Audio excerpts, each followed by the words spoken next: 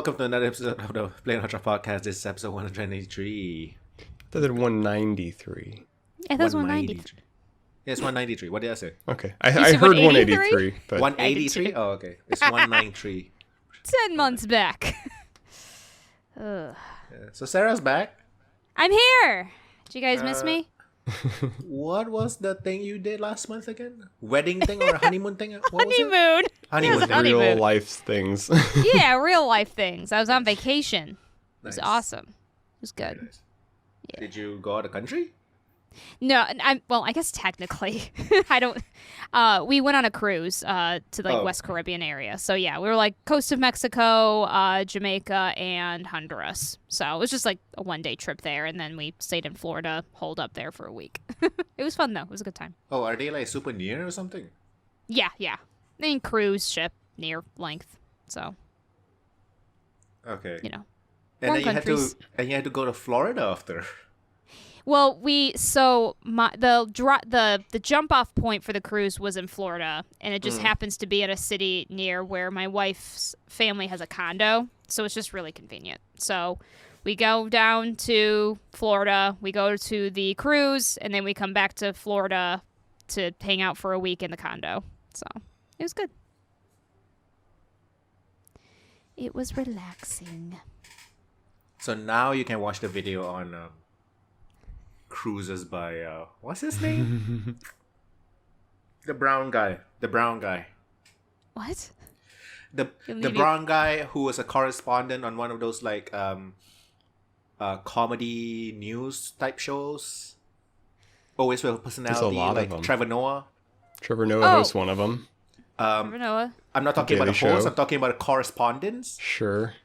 Brown Oh, guy. boy. Not the black guy. The brown guy. The Muslim guy. What's his name? God damn it. Was he in Avatar? The Last Airbender? I mean, No. because one of them That's was. an actor. I think. Wait, wasn't that like the Slumdog Millionaire guy? Oh my god, this is. I don't want to be part of this conversation anymore. I really got out of control. And now I'm spiking, so I'm gonna. So yeah, there's a. He was doing he has his own show like on Netflix. Then he does like like exposés on like student loans and like cruises and stuff. Yeah. Got it. He even did one on like games industry. Oh, cool. Yeah. Yeah. Oh my god, what's his name? God damn it, now I have to think about it. Okay, yeah, you'll talk. Oh, who Okay, did we'll get what to the and end. when? Okay. A second, I'm Yeah. finding the guy I'm thinking of. Jeez. Anyway, I had a moment of lovely silence. time. I had a lovely time on my cruise. Did not do much on said cruise and vacation except be on vacation. I have still not made any more progress on the Great Ace Attorney because every time I try to play, I feel like I have done nothing for 30 minutes except read text. So I haven't finished any of that. Hassan Minaj. God damn it, Hassan Minaj. I don't know that name. Okay. I don't remember which show he was a correspondent on, but yeah, he did a thing on cruises. Fair enough. Yeah. Fair enough. But yeah. Are we talking about what we did? Is that we on that segment, or are we talking about cruises some more? I was thinking of Asif Mandvi. I see. Who was that? Never heard of him.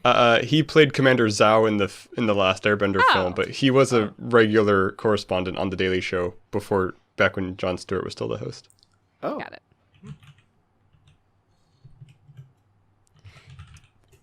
Sorry. Oh dear. Anyway. So yeah, sorry. I said oh dear because we currently have a member of our household with COVID. So now I'm scared. Yeah. Anyway. I'm sure it's fine. Yes, I was on vacation. How'd you guys do without me on said vacation? we did an episode. I don't even remember Yeah? what we talked about. We did. We right? did. We did Yeah, do an okay. episode. It happened. How'd it go? But no recollection of what we talked about. Yeah, probably Pokemon. I think we did And and a little bit of Elden Ring, maybe. maybe yeah. Maybe. Even though I the haven't both of played us any. never played it. Oh, hilarious. Neither have I. We probably talked about how, It need a difficulty thing, or maybe It looks I don't know. fine. It needs an easy mode. Easy Every mode. fucking Souls game. Easy mode. Oh my gosh, yeah. I've never heard so much anger about about difficulties with that game. It gets bigger every Souls installment. It So really like the next does. one is going to be even bigger. Yeah. Mm. At this point, they're just going to refuse out of spite, which is whatever. I get it from like there's definitely something to be said from an accessibility standpoint, but otherwise, oof. The yelling gets a lot louder, and the people actually yelling back get even louder and more obnoxious every time. It's very irritating. I think my favorite take so far, and this has been legit takes that I kind of want to like shake people because it's really irritating to me. And I'm going to anybody who talks to me is going to be like, is that me? Because this is like from people I'm friends with that say this, but it pisses me off. Is the whole like, no, you need to have it difficult so that you can feel the enjoyment when you have beaten the thing and the difficult thing. Sure. And like, I discovered that thanks to Undertale, I don't have that enjoyment from difficult things anymore. That part has actually like been traumatized and broken for me. I realized What was the fight again? Sans' last fight in the genocide mode. That I'm pretty sure actually caused some weird like gamer trauma within me because I genuinely do not enjoy difficult things. Like even when I overcome them, I don't feel joy at all. That one I just almost feels anger. unfair. That particular fight. It is, and Right? to be It was almost and to be designed to be failed Yeah. or something. It was. It was definitely designed to be like only the most determined, really, because that was the theme. And to be fair, for me, the main reason I think it kind of broke me was because I was streaming and I was recording at the time, and so I was like spending all my free time trying to get the win so that I could move on to other games, but meanwhile had no content. So it was not a good time for me. But since then, I don't enjoy difficult things. Like my ability to is broken. Because I even think of moments in 14 that are hard that I get legit upset and emotional about. And once I beat it, there's no joy. I'm just so done and just ready to move on and not even want to think about it. So yeah, Elden Ring fans, I need an easy mode. Because that There game, is a I can't mod. play that game. There is Yeah, a I've heard there's a for it. mod. Yeah. But I like it's so because I actually would like to play Elden Ring for the exploration aspect of it, but the difficulty mode I think would just get me down too much. Truly, maybe there's something wrong with me, but I just know that I would, even after I finally defeated the first enemy, I'd probably just quit and just be like, I can't do this. This is not fun. I've heard So- that there are a couple of things you can exploit, but I'm not sure if they're gonna Yes. patch that out though. I don't think they will, to be fair, and I have heard that too. I think that's what kind of sucks is like it's an exploratory game, so I want to like explore how to do things without just dying and losing everything. Because I think of Morrowind and so I never did Morrowind when I was younger. My first true Elder Scrolls game was Oblivion. I didn't like it very much, and then got obsessed with Skyrim for obvious reasons. Oblivion, that one's the most like splits people, Love-hated. divides people. Yeah. Split. Super divisive. You either love Oblivion and hate all the other games, or you hate Oblivion and think all the other games are better. There's like no in between. And I just didn't enjoy Oblivion, how it looked, how it felt. But Skyrim really got me. Like it got that edge, and it was easy enough that I could get through it without dying too much. And if I did die, it wasn't a big deal. So that's why I got into it. But that's the thing is, so later I was like, I should play Morrowind because everybody says that's such a good game. And so I downloaded it through Steam, and my boyfriend at the time was like, oh yeah, I love this game. It's my favorite. You can exploit things by doing XYZ, and then you can do this, and then you can defeat the end boss in like 10 minutes. And I'm like, that doesn't sound like fun to me at all. What are you talking about? And it's not an easy game. You have to, for me, I'd have to put mods, and I just didn't feel like doing the effort of it. I tried it out, and I was like, this is not gamer friendly enough for me. I need a little more direction than this, and then I turned it off. And it's not even the direction part. It's just I don't want to die like taking 5 steps and then have to redo. So Elden Ring sounds super cool, but probably not going to spend money on it this time. Have you guys been avoiding it too? Yeah, I I don't had play a Souls friend games. I have enough struggles in life that I don't need to add more. Thank you. And Thank you. I do really like the exploration, but there's also Yes. a lot of the exploration I don't like, where it's like, oh great, I have to wade through like a damply lit basement full of like long-haired grudge girls with like 10 arms. And it's like, again, it's not fun. Like right now, for for the last 3 years and for probably the next foreseeable future, I only want fun games. I don't want any emotion other than happiness and fun. I know. Gosh, we're so old. I'm just kidding. But no, I totally feel you on that. It's so irritating. I just don't have time. I don't have the time or energy anymore to like take like 10 tries to learn something. I applaud the people who do. Probably, if I believe, Dark Souls 3 and like Elden Ring is the most accessible ones, I guess. It is. That's what I've heard. Yeah. Yeah. I've heard if you want to start as like, you don't feel as heavy or whatever. Yes.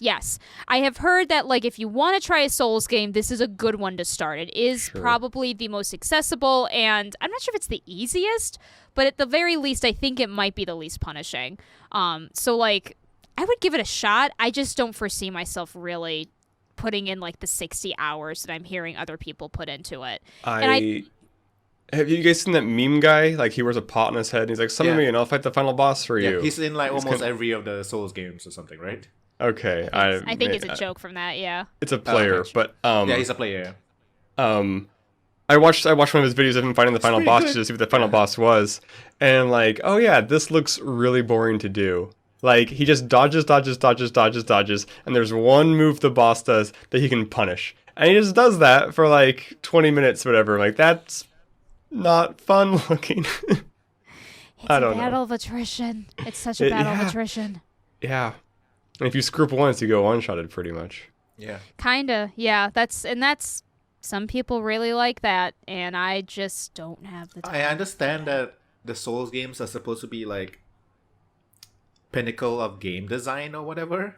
Right. But that sounds like punishing for the sake of just being punishing, almost.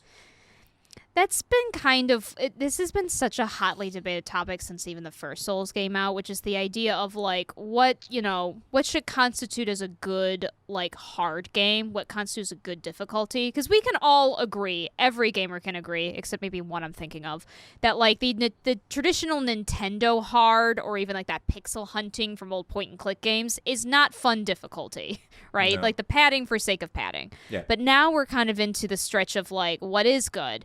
And Soulsian is an example of a really hotly debated one, because some people would say, kind of including myself, although I know Elden Ring is less like this, that Soulsian punishment is really not the greatest because you have to relearn so much. Like, you die to this one thing, and then you have to do so much to get back to that point because all the monsters respawn. That's the part that's boring.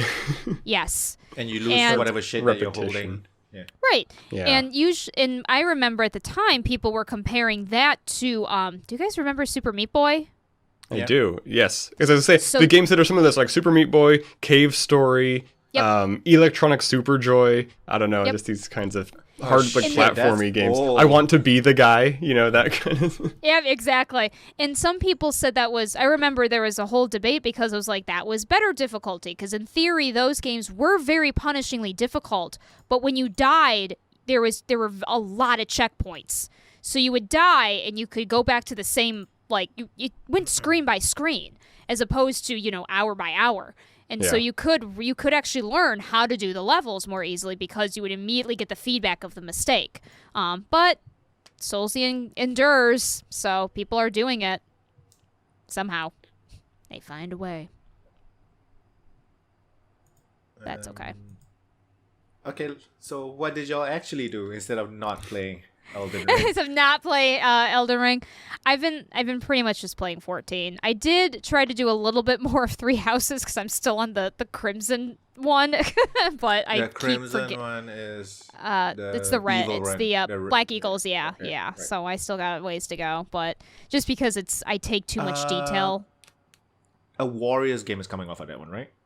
There is. Specifically for Three Houses? Yes, I was going to get it, although now I'm nervous about it because I originally was going to get it because there were a lot of hints that it was supposed to be like the happy ending. One? Oh, okay. Yeah, like the idea that like everybody works together as opposed like to killing each separate other. Fourth one kind of Yeah. thing. Oh, okay. Yep. However, now we're being told that the main character you play as Three Houses is the bad guy, and you play as a different main character. They made a new one. So I'm a little confused. So you don't play the main character you create in Three Houses? No, you do not play as You don't play Byleth. Byleth, yeah.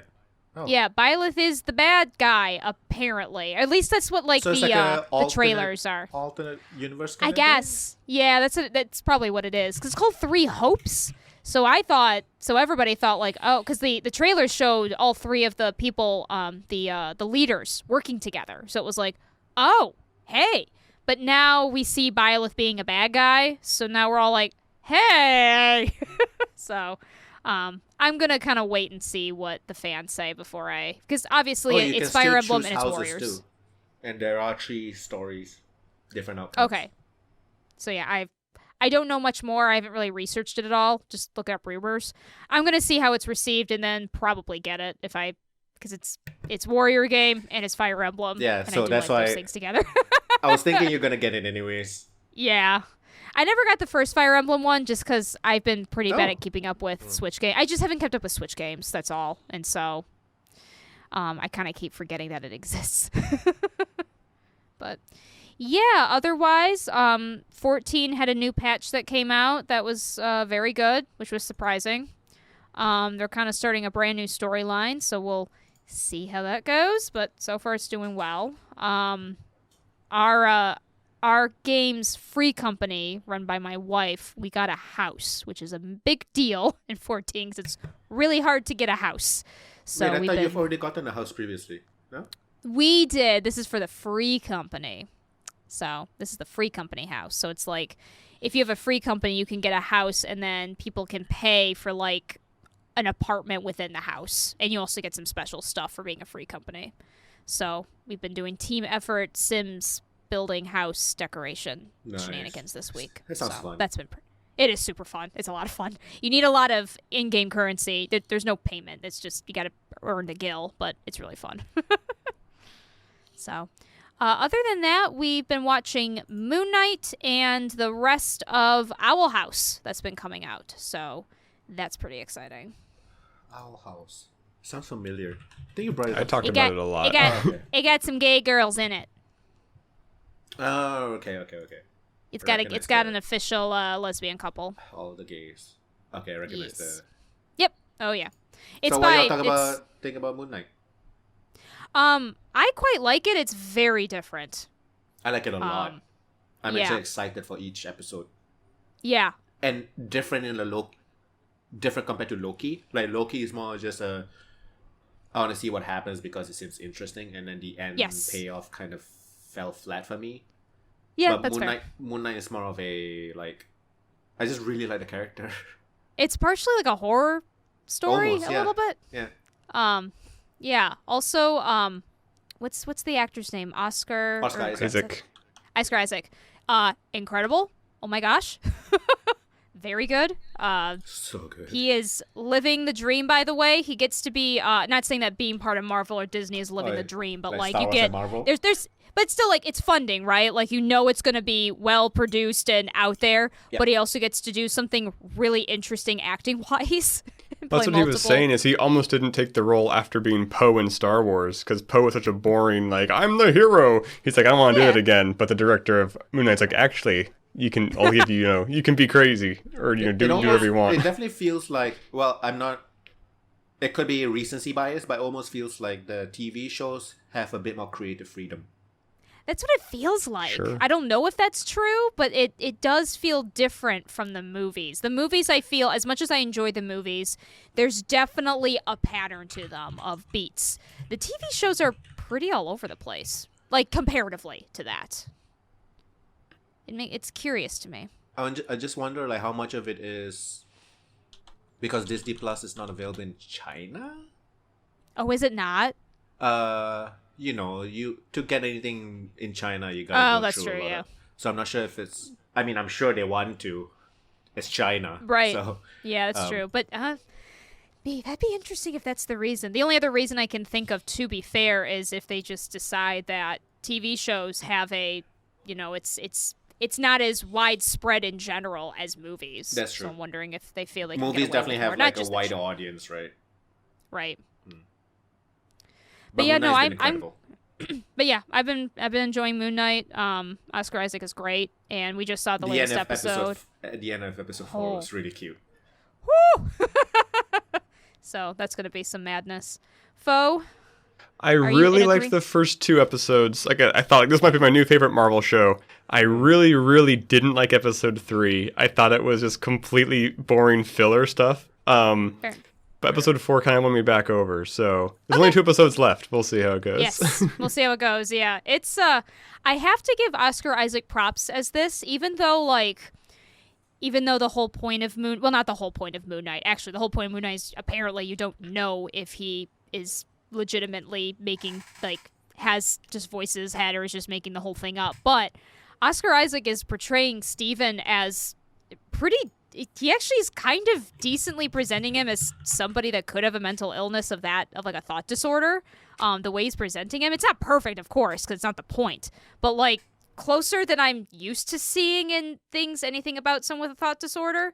Because usually when they do that, everybody says they're crazy, but they're like, no, it's real. And they're actually sane, but because what they're saying is crazy. But the way he portrays Steven, no. If I saw him in real life, I'd be like, hey, man, it's okay. I think you need a little bit of help here. Just the way he portrays him. I think that's why I like this show. I think if I knew a lot about Moon Knight, because all my Moon Knight that I read was pre-70s, so it's very different. So I wouldn't say I'm a big Moon Knight fan. I'd like to be, but I'm not. I think if I was a Moon Knight fan, I might not like the show because there's very little Moon Knight in it. But I like watching the Steven character. I just feel so much pity for him. I just want to watch it to make sure he's okay. I just want him to be okay, and that's why I watch the show. He needs a big hug and maybe some medication or something. Oh my gosh! It's like a Flowers for Algernon thing going on. It is. Oh, my heart. Yeah. Also, because Mark can go F himself, but Sure. Steven. which I think is kind of why I think maybe Moon Knight people wouldn't like it, because Mark's the main one. He's supposed to be the main one, but in the show, Steven's the main one. It's kind of also interesting that I think a lot of people are probably going, "Fuck you, Mark. I love you, Steven." But it's the same person. It makes in my head it makes no sense. I know. But I still do it. So just I know. Well, think of what happened which the is latest. Credit to Oscar Isaac also. Yes. And the writing. Oh my gosh. Yeah. Yes, the writing's really good. I know it's simple, but I love the little effects with the mirrors and stuff like that of him. Yeah. They do it really well. And I also love really when well. they don't use the mirror and then one of them just pops in and he has to just change straight away. It's just... There was an insanely good moment in episode 4 where Mark takes over, but the camera just stays on him the whole time. You see his face just change from Steven to Mark as an actor. And it's oh, that was well done. Oh my gosh. He's so talented. That's why I'm saying that he's got it made. Just in general, he's with Marvel, like I said, but he gets to do such an interesting role as an actor, which I love Marvel, but I wouldn't say the acting chops are necessarily super Nobody highbrow. watches Marvel for the acting. Yeah, right. well, to be fair, it's well acted, but it's not interesting. You know what I mean? Good It's not Deep. it's good. Nuanced. Yeah. Yeah, exactly.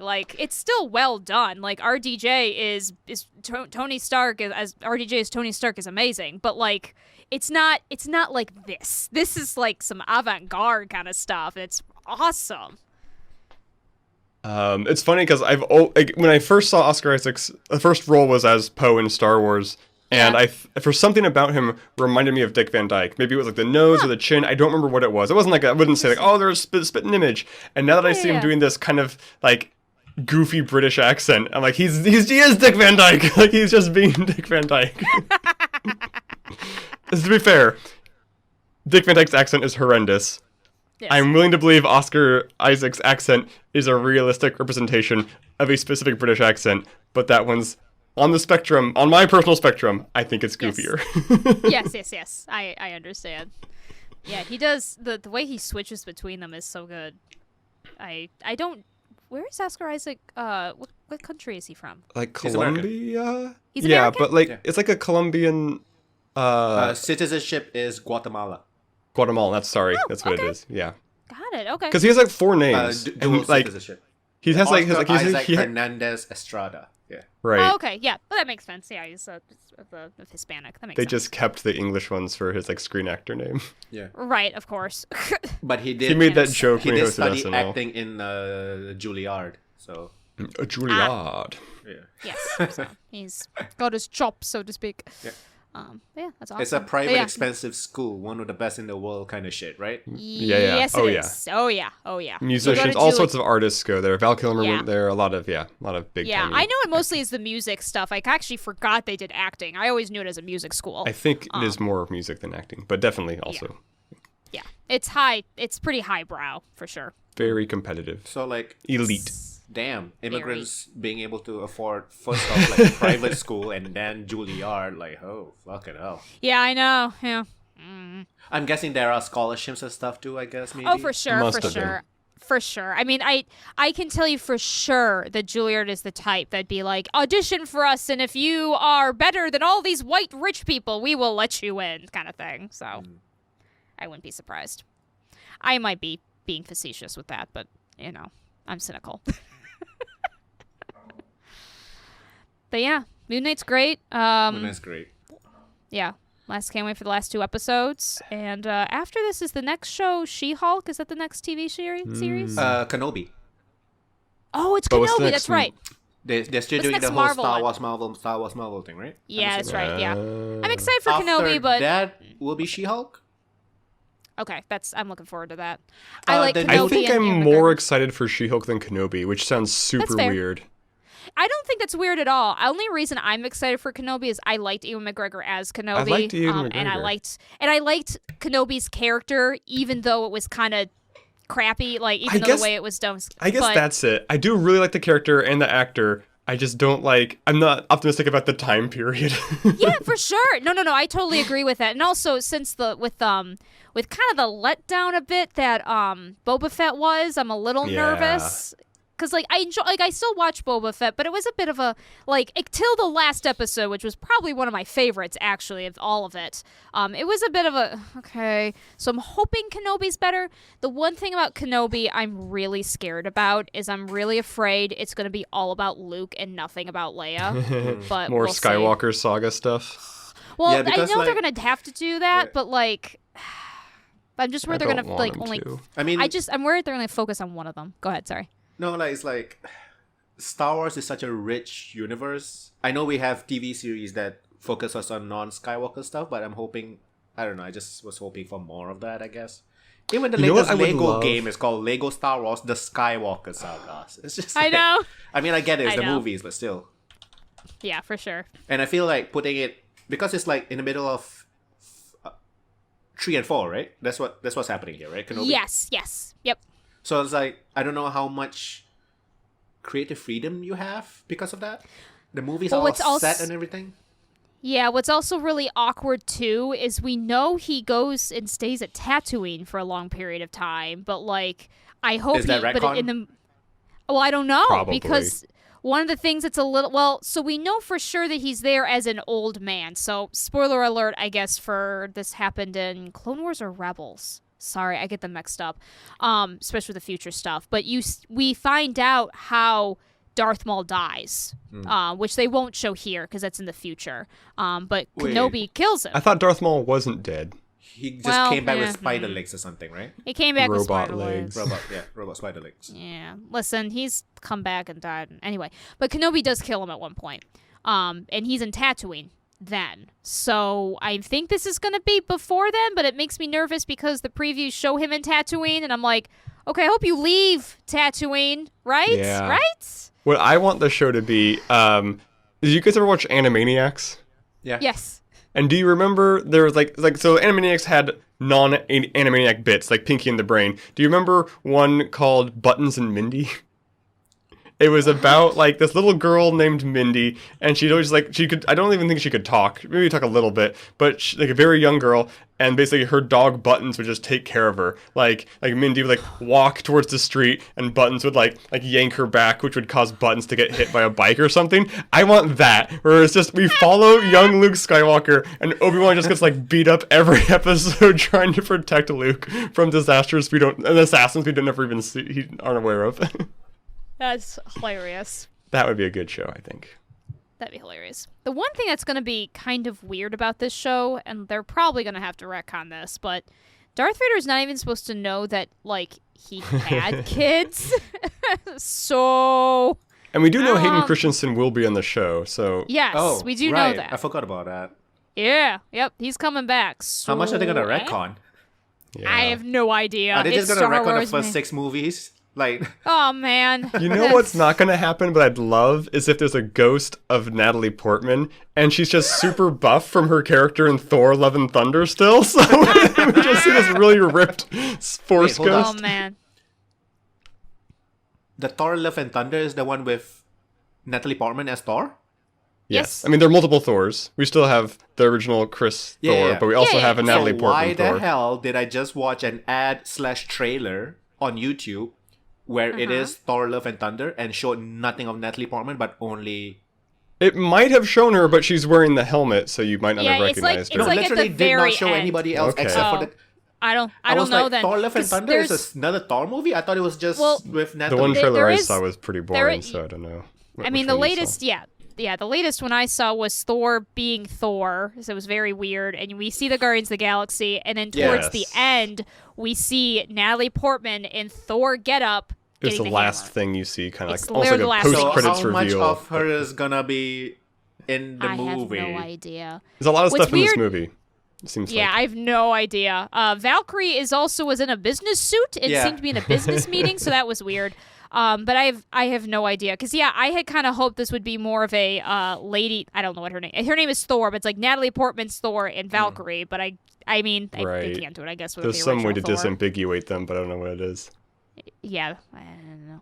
In any case, I have no idea. I'll still watch it, but I Valkyrie's supposed to be bi, right? You think they're gonna get together?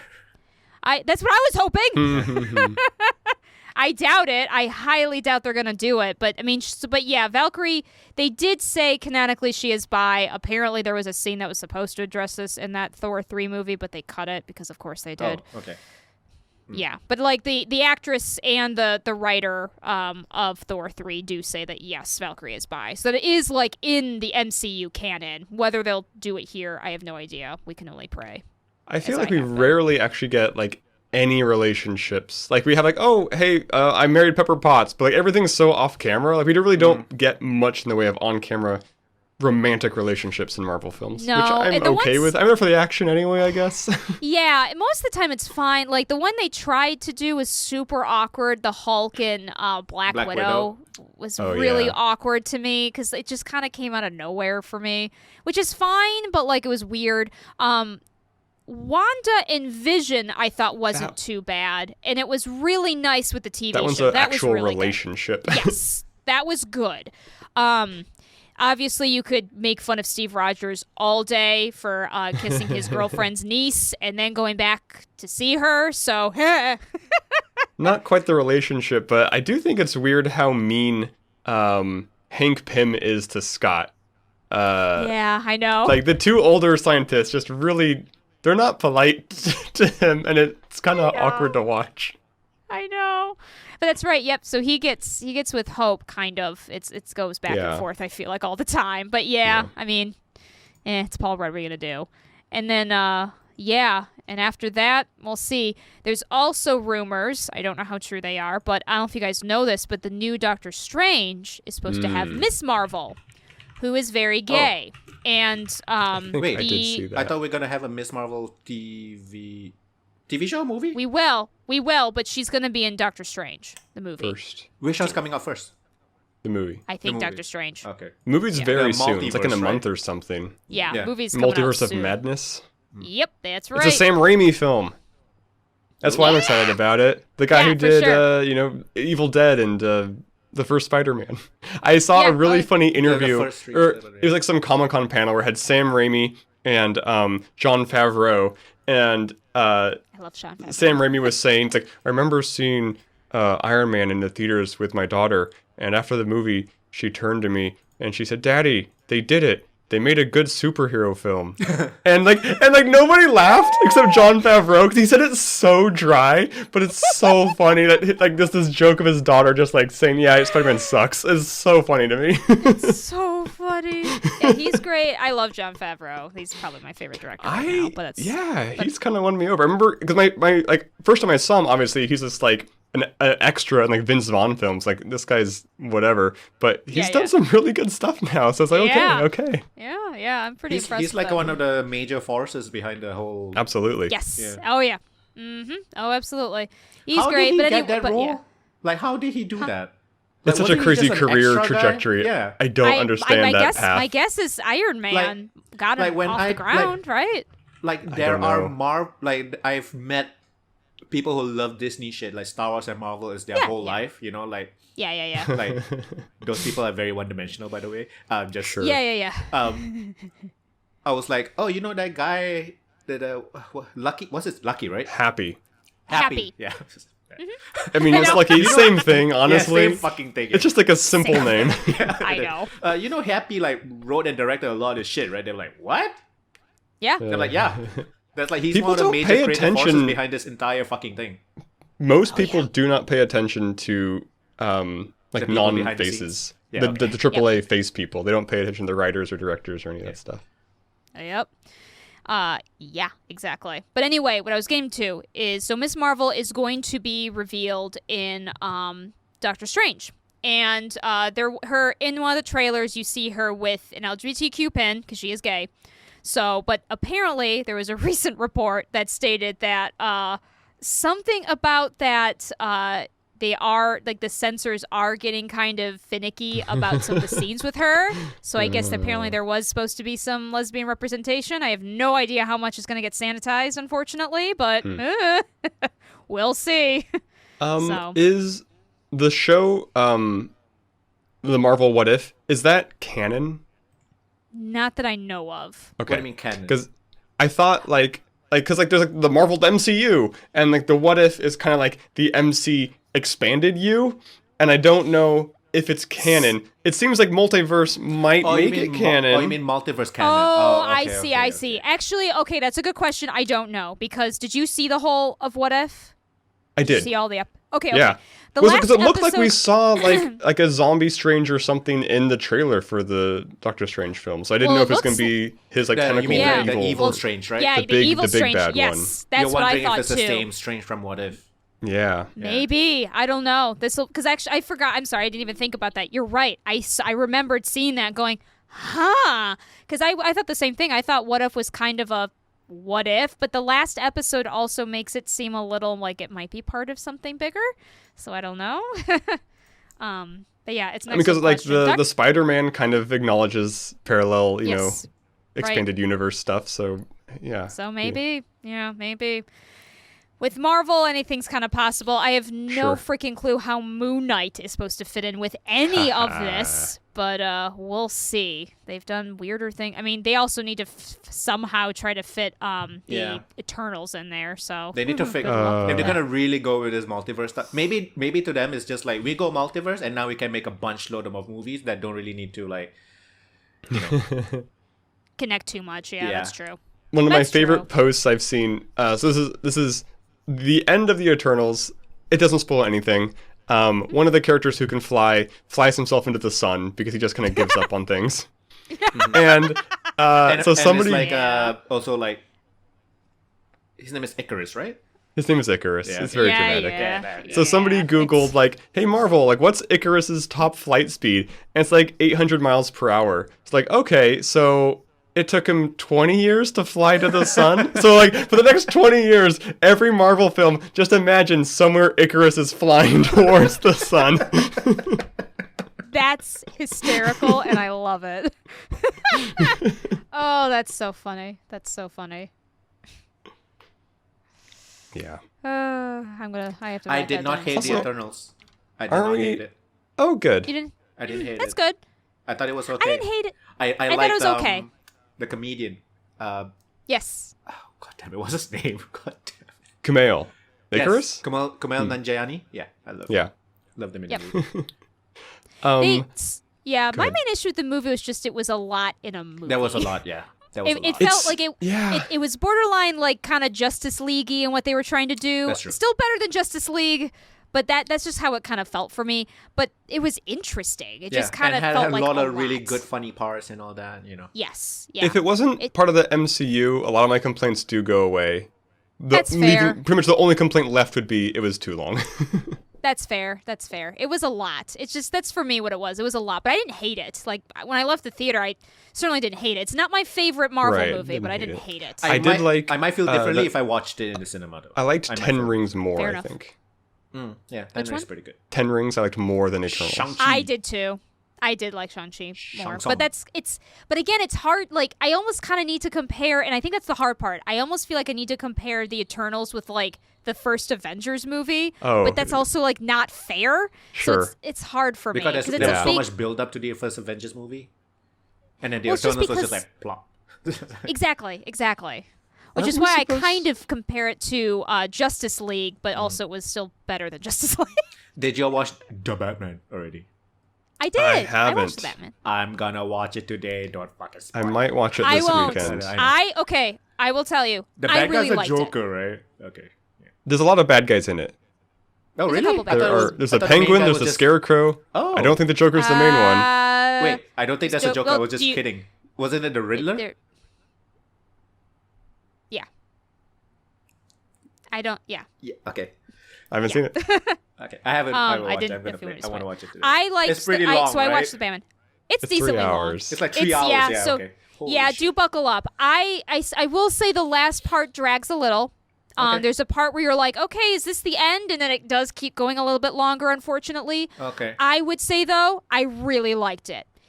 It's that movie was like the dark movie that Justice League has been trying to do, I heard and it's this is like the only one that incredible, like, succeeded. it's amazing or something. It's very different. It's very different. It's darker?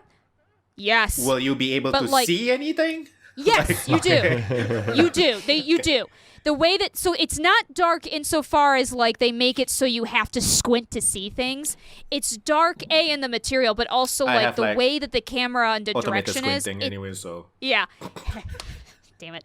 The way, but like they are meant. It's meant to evoke a fear of shadow. So like one thing I will tell you that's not super spoiler. This is meant to be literally year 2 of Bruce Wayne being Batman. It's literally like his second year doing this. He is not the Bruce Wayne we know. He's very interesting. different. He So is instead of year 1, they do year 2, basically. Yeah. pretty. It's Yep. pretty good. So he I would have is watched a movie young- called Year 2. He is young, impetuous, Honestly, and why don't yeah, they name it something else?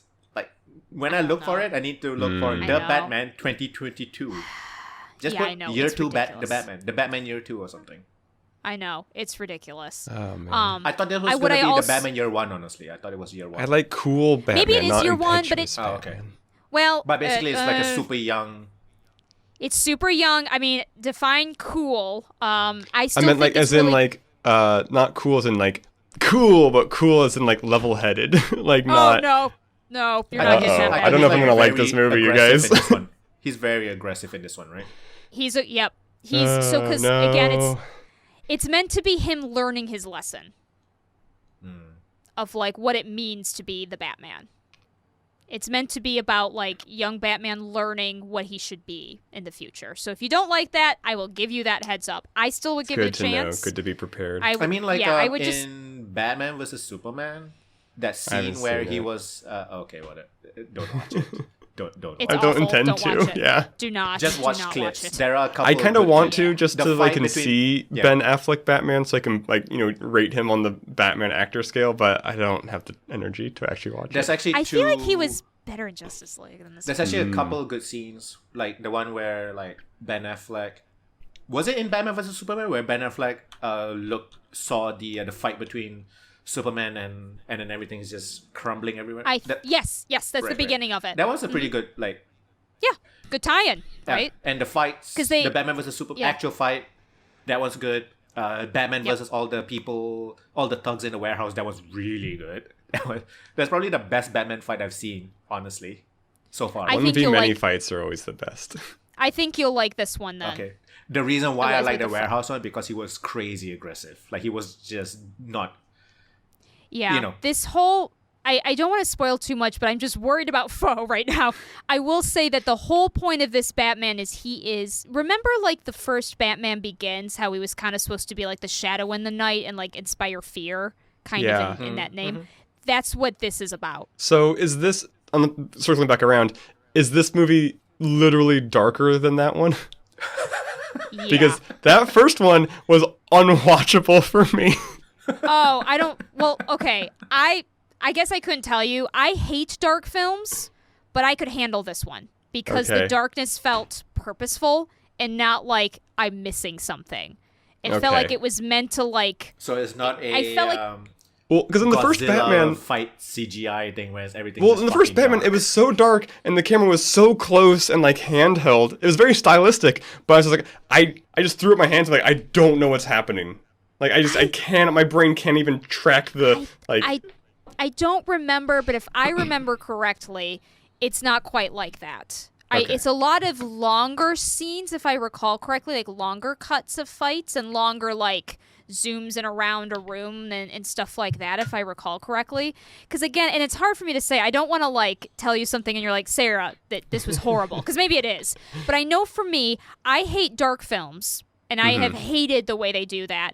I did not have a problem with the way it was done with this film. It's much more like film noir dark. Sure. Less of like that 8th season of Game of Thrones dark. Right. Where they literally shot an episode that you couldn't see a fucking thing. It What? felt like it was so okay. There was an episode in the infamous season 8 of Game of Thrones that was meant to be like that the it's last this season? build up. Yeah, last Okay. season. There was this big battle that like everyone's been like really waiting for. It's one of the big battles of the season, not the last one, The but ice one of the big people? battles of this. Yes, the ice people. And Okay. like it was all shot in almost total darkness. There were several scenes where like you're supposed to follow characters hiding and walking around, and you have no fucking clue where they are.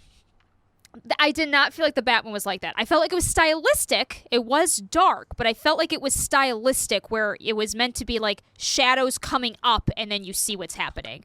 I will say that Batman also does a lot of discretion shots for gore because there is a couple of implied gory scenes and they do a lot of discretion shots for it, which I appreciate. It actually does make it almost creepier, but without like the, ugh, okay. So they do a pretty good job with that, I felt. I also love this Gordon. He's not commissioner Who is yet. it? It's I remember looking it up. He's a known actor. I just can't think of his name right now. Hold on. Daniel Radcliffe. Batman cast. Oh my God! What's Colin his- Farrell is the Penguin. Yeah. Oh, okay, I'm excited now. I like Colin Farrell. He's good.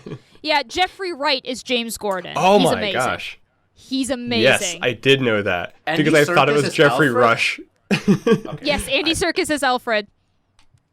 That is correct. Yeah, Star-studded Jeffrey cast. Wright. Yeah, they're great. The chemistry between Batman and Gordon is so good. It's very different. It's very Jeffrey different. Wright is but it's what's that show? Westworld. Yeah, that's- Westworld. Yes. He's also in the recent Wes Anderson film, The French Dispatch. No, I never watched that one yet. It's. He's I mean, very if you like Wes Anderson, you'll like the film. Okay. But I know what's his face from the Batman trilogy is like kind of pretty iconic as Gordon. I still feel that way, but Jeffrey Wright is an excellent Gordon. Jeffrey Wright was in. I would- He was the Watcher's anyway, voice Gary Oldman. in the What If series. That's it. Yep, he was the Watchman. Yeah. Because I was trying to figure out, I'd heard his voice. I was like, I know that voice, and I had to look it up It because does I have, didn't really like, watch a- those movies. Very distinct. That It's very distinct. Yeah. It's good. It's good. He sounds angry all the time and just pissed off and too high on coffee. It's Yeah. so good. I love his His voice. relationship with Batman is really good. It's very good. So this time he's still Inspector Gordon or Detective. He's Gordon. still Inspector Gordon. Yep, he's not the commissioner yet. So, because like I said, it's like year 2 Batman. Zoe Kravitz as Catwoman is great. She's sexy and manipulative, but still has kind of that good heart. She's very good. She does well. Is in an impossibly skinny corset, but that's fine. I've been watching. Yeah. I don't know why I started talking like that, but I've been watching. What have you been watching? Our flags What have you mean been death. Our flags mean death. Nice. I don't know that one. Sorry. Finally, a gay relationship front and center. I mean, like a homosexual, a male gay relationship. We don't get enough of those. Oh, We there's don't. a gay We do not relationship? get- I'm only into episode 4. Oh, nope. No, there's no gays. They're all homophobic No in that gays show, here. right? Right, okay. Pretty much the whole crew is gay. kinda gay, yeah. Not literally, but pretty much. Taika Waititi plays Blackbeard the pirate in this one. And Reese Darby plays Reese Darby, the gentleman pirate. Oh, is it a pirate show? Oh, It's well, a that's pirate why comedy. there's gay men. Yeah, pirate comedy. Okay, that's why there's gay men. Based in on it, a sorry. true historical person. Oh, yeah, I The believe gentleman it. pirate is I a true believe it. historical person? Yeah, I mean, the show's completely made up, but that person yeah. did exist, and they did meet Blackbeard. Oh, that's interesting. Yeah. But basically, Pirate it's a stories are comedy, weird. and it's really funny and funny in a absurd, ridiculous Yeah. kind of way. Yeah. It's really good. Well, I'm honestly Taiki's really in it, enjoying so. Yeah, and he's Yeah, so so I- fucking hot. Fuck him. Oh my is god, his really- costume. He's wearing tight black leather the whole time for his Blackbeard Hold on, outfit. hold He's on, just let me looking. He's just And he looking has like good. long curly What's the hair, name? long ass beard, and it's all grayed out. Oh my Our flag God. means death is the show, but Yeah. if you just Google Blackbeard Taika Waititi, it'll pop up. You're right. Hold on. Blackbeard. Hold on. I gotta see this. Hold on. Hold on. And there's a What is lot of this? like non-American actors too. It's mostly Like- New Zealand and English actors. Yeah, and English, not just like English, like Irish, Scottish. Sure. I am Who not usually will one be for pissed off if you call them beards, but- English. Guz Freeman, is that his last name? Is in it. Guz Khan is in it, who I quite like. All right, I could get behind this. It's a good show. I think you'd it's really like good, it. honestly. I mean, if you like What We Do in the Shadows, it's probably not quite as good as that, but it's The comparable. only thing is, it's not written or directed by Taika Waititi. I think he directed the first Right. episode, but that's it. He did. Got it. He- He's not the showrunner in this one. He's or just writer, Blackbeard. or yeah. But he's so Jesus, fucking hot, man. What the fuck? Here. I don't know. I don't think it's Beards, been announced yet if it got renewed for a second season. Unfortunately. Oh, okay. I think that's only like 10 episodes so far. This one. Yeah, season 1 is it's all out. I think it's 10 episodes or so. It's a HBO show, I believe. Yep. It's really HBO, good. I think, has the best shows right now. If I had to pick a single service, it'd probably be HBO. Yep. I think you'll like it, Sarah. If you Yeah, like for period sure. comedies, I'll yeah. just- What is that show again? That memory thing in the office kind of. Severance. That one's gonna have a season 2, right? Season 1's done. For sure. That one definitely got announced as a season 2. And, need to and it's watch that freaking one. better. What a cliffhanger. Season 1, Okay. really setting up for season 2. Is it a? I don't have anything to watch. Let's watch it now. Or do you need to get ready, like just mentally somehow? Is it a heavy? Is it a heavy watch? Not from like a Certain episodes can be. I think Okay. when you're starting out, it's not too bad.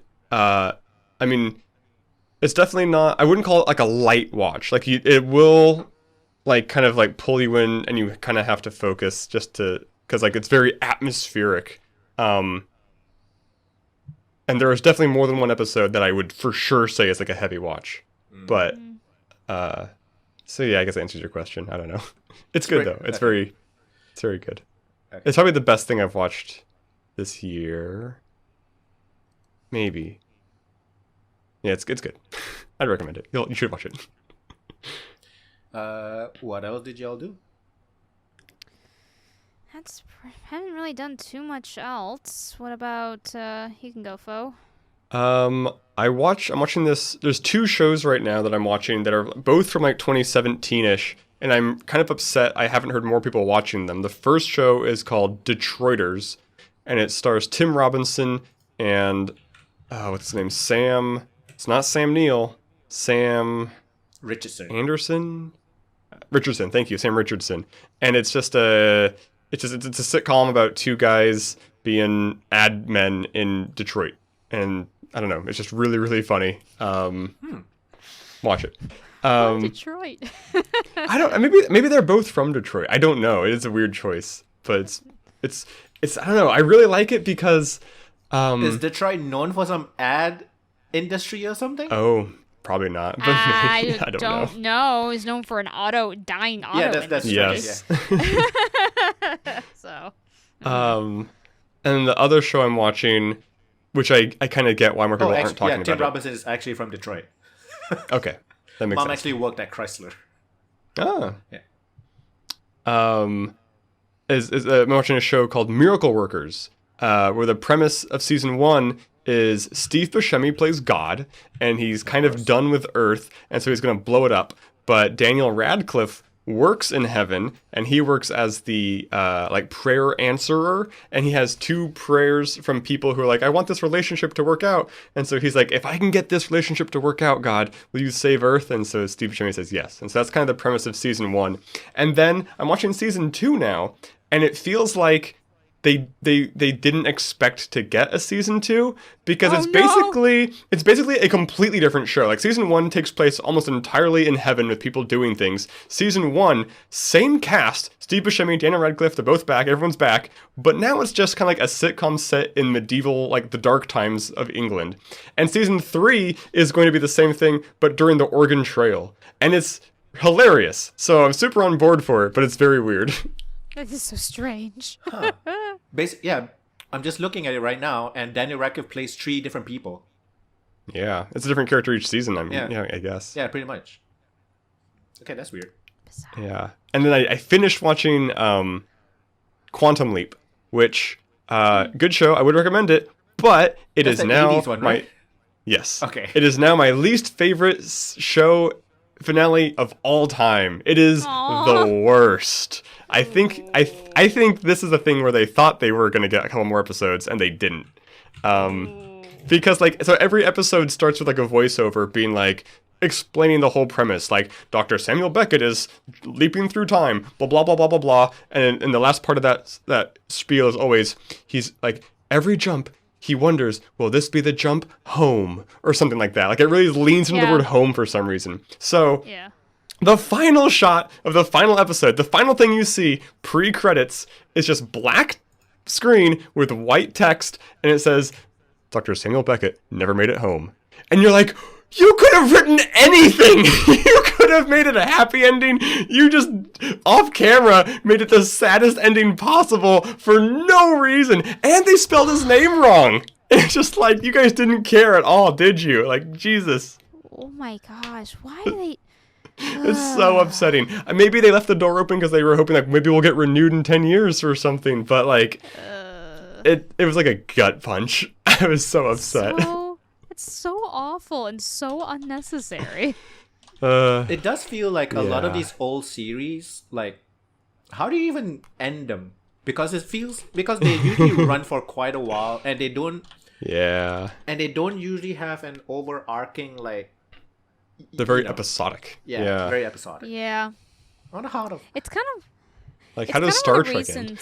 I know. It's kind of one of the reasons why, to be honest with you, I think even as a kid, I wasn't... Like, I could handle cartoons that were very, like, episodic and sitcom in nature, but I really never got into sitcoms as I got older, and there came a certain point where I really didn't want to watch a show until I knew it was finished.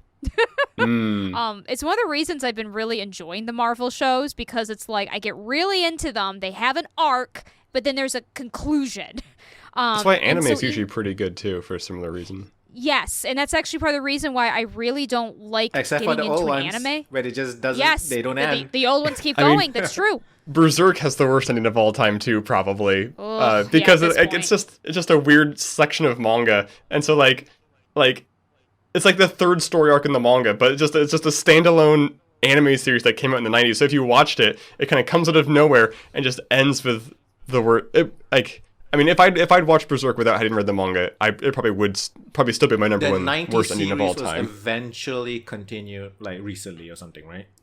There was more. Yeah, well, because the problem is the 90s Berserk anime in the manga. It's a flashback, And so it just kind of ends with this like horrible thing, like, oh, that's how he lost his hand, and all this bad stuff happened, and like it just ends with that bad stuff happening, and so now like the new manga is just like, oh yeah, here's the present, which is like what you should have started with. Jesus. Yeah, but you are right that like modern animes, it's a lot easier for me to be like, okay, did it end? Is that the final season? Yeah, okay, I'll give I it a think watch one now. of the newer modern animes that's considered long is like Attack on Titan. That's what season. Attack on Titan's doing some weird stuff with their end with thing like this is the final season. Oh wait, but final season part 1. Like they're just like just call it. Don't call it the final season. Like you guys, like just don't string us along. I'm not watching it, but my friends are like, this is bonkers. Yeah, I have stepped away from it. Well, Attack on Titan's premise already was not something I was going to enjoy because Attack on Titan came during a time. You don't like Vor? You're not. No, you don't love Vor. No. I genuinely hate like someone being eaten alive. Like as far as ways to go, that is not a way I want to go. Yeah. It's just very like it makes me queasy. The idea of just like obviously people die and that's really sad, but there's just something especially grotesque to me about someone who's alive and crying because they're about to die and then are just swallowed. There's a lot of crying too. They're very drawn out deaths too. They're not very quick. They are not quick at all. And and also Attack on Titan, I don't know if you guys remember, but it came during a time where I felt at least there was this obsession with trying to do like sad, unexpected stories. So it came out the time when Game of Thrones, the TV show, came out. You mean like just people dying, like exactly. Like fan favorite characters just dying, kind of. Exactly, or just like wanting to be, depressing for the sake of shock and being depressing. Exactly. Yeah. I think Hunger Games was around this time. Taking a page out of that Buffy guy's book, just like kinda, yeah. Joss Whedon, yeah. But yeah, so it came during that kind of era where there was obsession with that. And I remember even friends being like, oh, this is so cool and adult because, in real life, happy endings don't exist. And I'm like, I'm tired. I get a lot of real life in real life. Don't need more of it, turns out. I don't need more real life. I know. And so I appreciate there has been a spin away from that, I have noticed, especially since like Attack on Titan has been kind of like, okay guys, Game of Thrones died out, even though it actually did have a relatively happy ending, I would argue. A lot fewer people died than what people predicted. A lot fewer people died. Also like the first couple of seasons, or like maybe even 3 seasons of Attack on Titan, has that mystery of like, why the fuck do the Titans exist anyways? But now they kind of explained it, right? And like I didn't watch the anime. I was just reading it like on the wiki and stuff because I don't want to watch that shit.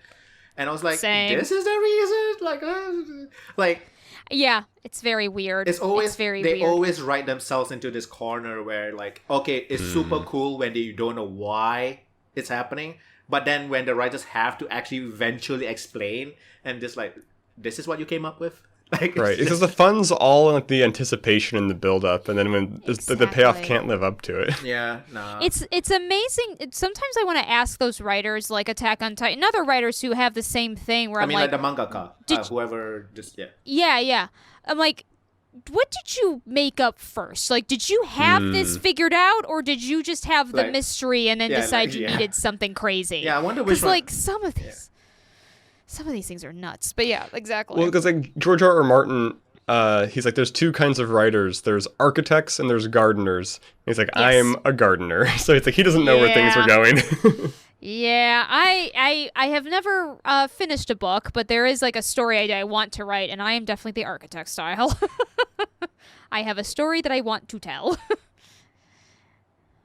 Yeah, I can't. I think I appreciate gardener styles, but man, just sometimes they go in weird directions. Very weird directions. What else did you play anything, Fo? I've been playing. You got your new PC? Okay. I did, but I didn't play anything new on it. Played a little bit of Deep Rock Galactic. The new season is going to come out in a couple weeks. And I actually, just like this week, I've been playing Alien Fireteam Elite just because they added a new class. So I was checking that out. Oh, they added a new class? Yeah. Oh, okay. It plays a lot like the Demolition guy, but instead of shooting missiles, it shoots like a laser. But it's pretty cool. It gets bonuses for standing still, so that's kind of fun. Just like turn it like this like turret. Does he use like a minigun or something? Like some heavy gun? Right. It has the same heavy weapons options as the demo person. And then actually I've also been, because it's really easy for me to play like during meetings when I don't have my camera on, I've been playing a lot of Vampire Survivors, which is it's a reverse bullet hell where basically you play like a Castlevania character. It's like a top-down side scroller kind of thing. And you level up and you acquire weapons, and then like your weapons just kind of fire automatically. Like you're like every half a second you'll hit the whip in front of you, and you'll throw like an axe above you, and you like shoot like a fireball in a random direction or whatever. So you're slowly just accruing more and more weapons that do more and more things as more and more enemies just kind of swarm you. So it's a reverse bullet hell because you generate all of the bullets, and you just kind of go through hordes of enemies. That's the gameplay. I mean, like you don't press to fire, right? Right, you only move, and with WASD or arrows, and you click to select level up options. And you can die? You can die. If the enemies touch you lose die. HP. Is it easy to die? It's a roguelike. Yeah, I mean, so basically, you like, so there's a timer, and if you survive for 30 minutes, death spawns and just kills you. And then there's different levels. I'd say when you're first starting out, like you die a lot, but then like you get like coins, and you can buy coins for permanent upgrades, like 5% more damage or 5% more HP or that kind of thing. So once you have those, I've actually, so even though you're supposed to like die at roughly 30 minutes, my best run, let me look it up. I saved a picture because I was very proud of it. My best run, I survived for 39 minutes. Because there's a weapon which freezes enemies, and so I was able to just freeze death over and over again. And it turns out every minute after the 30th minute, an additional death spawns. So once there were so many deaths, I couldn't freeze them all. They eventually killed me. Maybe one thing to try that, and it's super cheap too.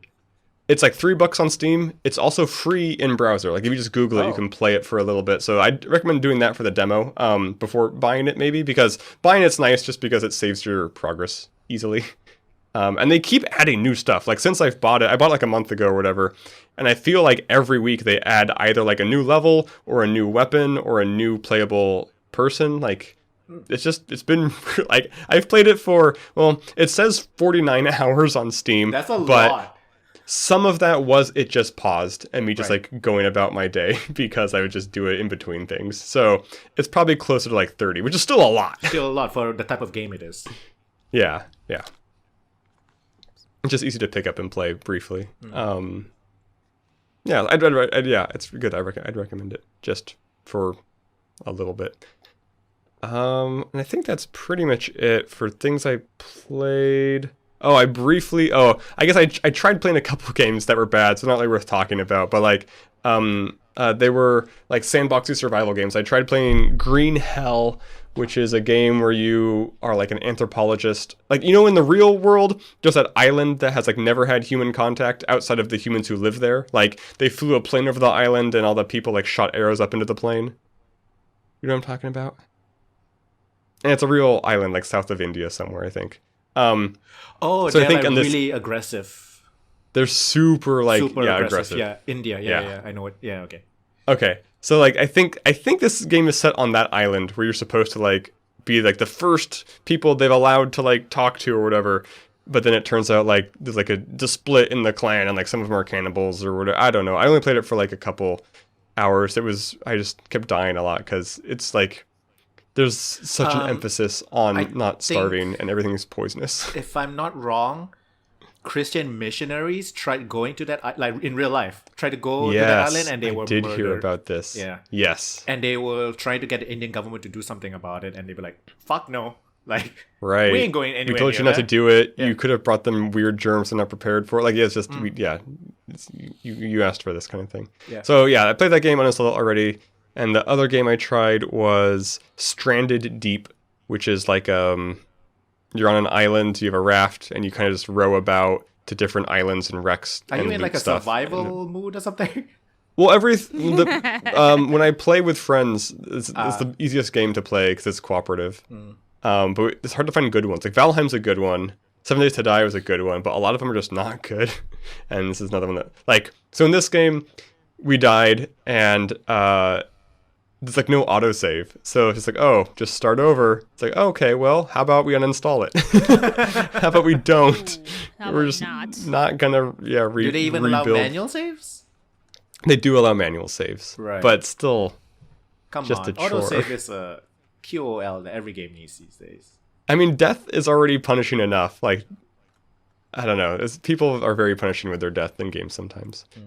And the one last thing we played after we uninstalled that was Unrailed, which is kind of like an Overcooked type game where there's a train moving along a rail, and you have to build more rail out in front of it. And to do that, you have to like chop down trees and break up rocks and build them into rail and stuff like that. So it's kind of like just running around frantically, like, who has the pickaxe? Or like, place the rail or whatever. Like, put the trains on fire. Like, so it's very frantic.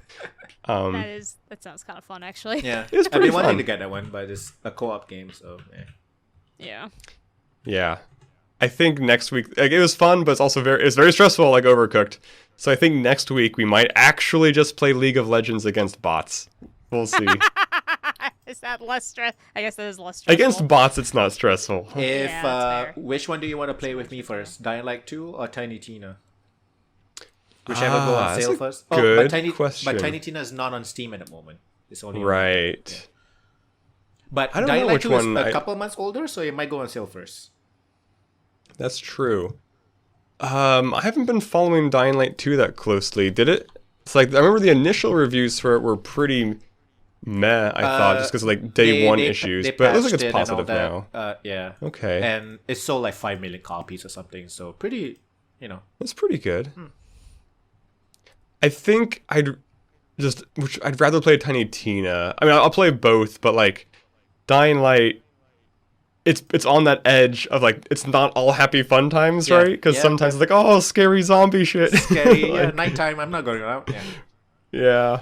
And also, Dying Light 2 is something I also want to play single player for a little bit. I wonder how they... We never did the DLC for Dying Light 1 with the cars and whatnot. No. I tried playing that. I'm like, I want to could've run a around little bit. rooftops. I don't want to be driving cars. Exactly. Makes no Yeah. sense. Yeah. There was some other game coming out soon that I was looking forward to. Oh, was it The Ascent? No, that one's already out. Yeah, I'll find out later. But yeah, this year has some cool stuff coming out that may or may not be good. Like, I think the Warhammer 40k, like, Vermintide-esque game is coming out this year. And... Is it a fantasy one or... No, it's the sci-fi version of Vermintide, basically. It's called Warhammer 40k Dark Tide. We'll see if it's good. Nightingale is what I'm looking forward to. Q4 2022. Nightingale. Probably gonna suck, just because of how much money they've clearly put into like marketing it. But I want it to be good, so we'll see if Nightingale's any good. And that's pretty much it in terms of... I watched a movie that... Did I talk about Everything Everywhere All at Once already on the podcast? I don't think that's so. the Michelle Yeoh one. Yeah. I mean, at this point, I think a lot of people have seen it, so it's not... When I saw it, nobody I know had seen it, so it's like, I gotta evangelize this movie. And now my Facebook feed is just full of nothing but people saying, you gotta see this movie. So Yeah. I don't need to be another person saying, you gotta see this movie, but you should see this movie. It's very good. It's on my list. The only other thing I have been doing is Mass Effect Legendary Edition. Really? Yep. All right. So I actually finished Mass Effect 1 for the first time. I For the forgot first you never time. finished. Yeah, never played Forgot it you never previously. finished that Yeah. one. When Mass you Effect 2 was launched the Mako through the gate, that's one of my favorite video game moments. It was just so cool. Yeah, Mass Effect 1 was actually really good. Yeah. The remaster, they did a pretty decent job with the remaster of it. And not just So- like about it being remastered or whatever, like the main one was being able to play with a controller. That's like the big one. On Yeah, PC. On PC. Yeah. Which is weird considering it came out on the PS3. or Xbox 360, whatever. Yeah. Yeah. But I don't know. It's just very RPG-ish. Like the most RPG-ish out of all the three. I'm assuming. Oh yeah, because that came around. Keep in mind that came around the time Dragon Age 1 came out. So this was BioWare still doing more. Yeah, purist RPG. Dragon Age came out like a year before that, right? Like 2007. Before or after, I forget. It was around that time. Which is insane. They made two damn good quality RPGs. Yeah. How big was their team? What the fuck? I know. What kind of crunch were they doing? Ugh, I don't even want to know. But yeah, I mean, Mass Effect 1's a solid RPG experience. They went into a different direction for number 2, I think because they were reading the room as far as the kind of crowd that was getting attracted to the game. They were really attracting at the time a lot of Halo players and stuff like that. Yeah, like and more so console-ish players. Because at the time, console RPGs and computer RPGs, it's quite a big difference. Exactly. Because Bioshock Infinite kind of did the same move. Like I think Bioshock 1 was much more RPG-like than Bioshock Infinite. Yeah, Bioshock Infinite was definitely like a Mass Effect 3 almost. It was very Halo-y. The shield, like, because Mass Effect, Bioshock 1, it's very resource, scarcity kind of thing. And 3 just literally has somebody throwing stuff at you all the time. Oh, yeah. So, yeah, no, but 1 is, I mean, a lot of people who haven't been able to play 1 that are into RPGs are quite surprised with how much they like it. Because the only thing that annoyed me was the inventory management. That was the only thing. Yep.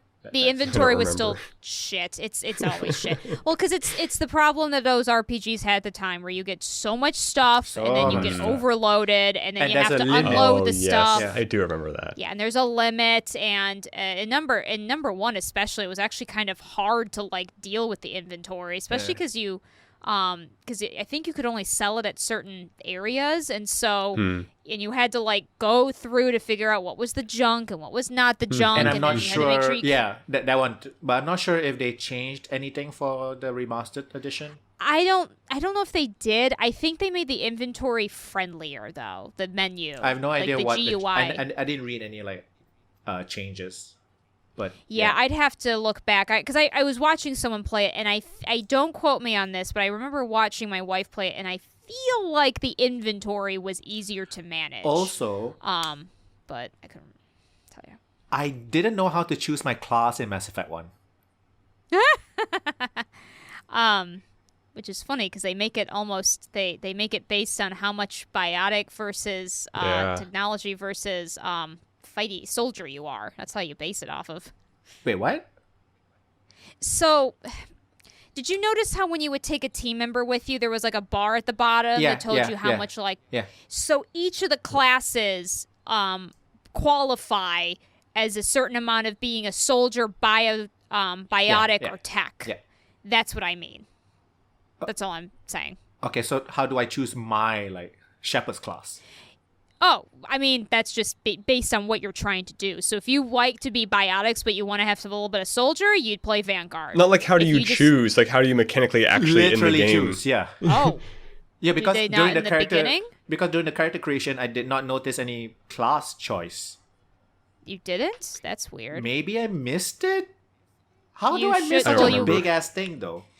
Yeah, you had to... Well, okay. You had to because there was a quest that allowed me to get an advanced version or something. Yes, and I was only able to choose the soldiery one. That's because that must be what you picked. Yeah. Which I mean, I think soldier's default. I don't know. So you must have accidentally skipped that screen. Maybe. Soldier's default. That's the first choice you can pick. So maybe I skipped there must have been a mistake. Yeah. It should have been after you create your character. Maybe I pressed the A. Or maybe it too fast. registered it twice or something, and I was like, "Yeah, you're not able to choose your class in the first game." I got so confused, and I looked it up. You're sorry, supposed I to... misunderstood. Yeah, so confused. But yeah, I think played you must boring have just as soldier. too fast. Jesus. Yeah, I definitely want to Sorry. Eventually, I definitely want to go back and play FemShap. Yes. Oh yeah, FemShap's great. But I will always punch the journalist. Always. Yeah, that's fair. That's fair. And always in number 2, light the Krogan on fire. Oh. Yeah, I'm in Mass Effect 2 now, pretty close to the end. Nice. So yeah, honestly, I've been playing that only, exclusively. Nice. because it's Mass Effect. And the last It's Mass Effect, man. and the last game came out in 2013, which is when I played it. So it's almost 9 years now. So I pretty much I remember some stuff, but I'm like not really. So it's almost like a fresh experience, almost. It's fun. Yeah. I would definitely say Mass Effect 1 is way better than I thought it would be. And 3 was very actiony. So now it's like between 1 and 2 is considered my favorite. I want to almost say 1, almost. I mean, some people who are really in the RPG style were kind of upset with the change in 2 and 3.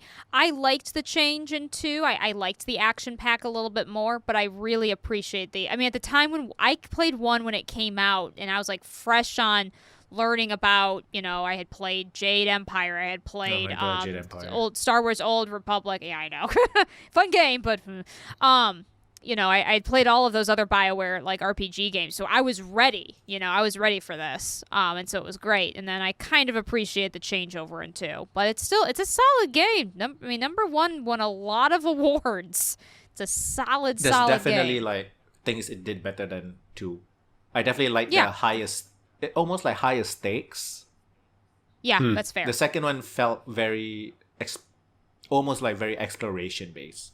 But also there's a lot of like, the scanning of the planets and all that, and it's just... Yep, there is that. I mean, to be fair, the first one, when you have to drive the Mako around, that one was very annoying as well. Yeah, the problem with number 1 is there was technically more places to go to in number 1, more planets to visit, but they were all just kind of reskins. You pretty much They all just had drive very similar around, maps. really difficult terrain. Pick up the stuff. Yeah, and then go back up. So it was more bloated. Yeah. But it was an RPG with a lot of side quests. And at the time, we knew they were making a number 2, and they promised that things we did in number 1 would carry over. So at the time when I was playing number 1, we were doing all of the side quests, all of the stupid side quests, because we were like, this might matter. And it turned out only a few of the stuff mattered. Yeah. Hilariously enough, the thing that took the longest for me, that I hated the most, but was told, like, by my brother, you have to do it, was doing all the collectible stuff. They finally made it matter in number 3 for like a small amount of points towards the end, but that's okay. It was something else. I did not buy Chrono Cross yet. I haven't. I heard it doesn't play very well. Oh, really? I don't know. You if mean it's, like on the Switch? I don't know. Yeah, I heard it's like slower or something. I don't know. I just heard that somewhere, okay. but I haven't looked into it. Maybe it's the frames. Like how old games, they tie the gameplay to Yeah. the frames per second or whatever here. Maybe that's what it was. I just heard that from someone. They're like, it plays a lot slower. And I'm like, what? That's weird. I haven't actually looked into it myself. But yeah, very curious about that one. Just want to hear all the music all over again, personally. There's like revamped music too, like pretty different music, so excited. which Oh. I just hope they allow us to like have the original soundtrack. That's all I want. That's fair. I did listen to it on YouTube. I wasn't really into it, so and I'm also waiting for the physical edition because Asia's getting a physical edition. So yeah, I'm waiting for that. Nice. That's Yeah, exciting. Very exciting. That's pretty much it. Yeah. News wise, there's not much, honestly. Yeah, I don't think there's been much that's been happening. I mean, there's a couple of things, but they're kind of boring. Elden Ring's still popular. Yeah. I know. A concept. More things coming out. You guys want to just wrap up? Yeah, we can wrap up. Sure. Do the thing. All right, this is Sarahscopic, SARAHSCOPIC. I'm mostly on Twitter these days, at Sarahscopic. I also do RNG and T. We stream once a month, talk about stuff, and yeah, you can catch me there. That's about it. And I'm Foehamner, and I'm on YouTube. And I'm Pupunoob, and will be places. This has been episode 193 of the playonultra podcast. Thank you very much for watching and listening. We'll see you next time. Bye-bye. Bye.